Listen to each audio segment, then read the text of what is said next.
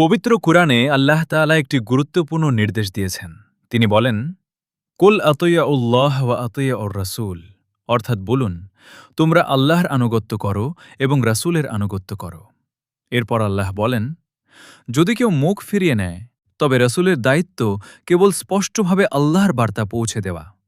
কিন্তু যদি তোমরা রাসূলের আনুগত্য করো তবে তোমরা সঠিক পথ পাবে। তারপর আল্লাহ তাআলা একটি মহান প্রতিশ্রুতি দিয়েছেন। তিনি বলেন, যারা ঈমান আনে এবং সৎকর্ম করে আল্লাহ তাদেরকে পৃথিবীতে প্রতিষ্ঠিত করবেন, যেমন তিনি পূর্ববর্তী মুমিনদের প্রতিষ্ঠিত করেছিলেন।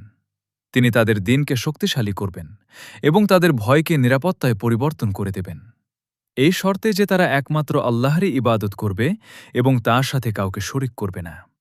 এরপর আল্লাহ বলেন, নামাজ কায়েম করো, জাকাত প্রদান করো এবং রাসূলের আনুগত্য করো, যেন তোমরা আল্লাহর রহমত লাভ করতে পারো।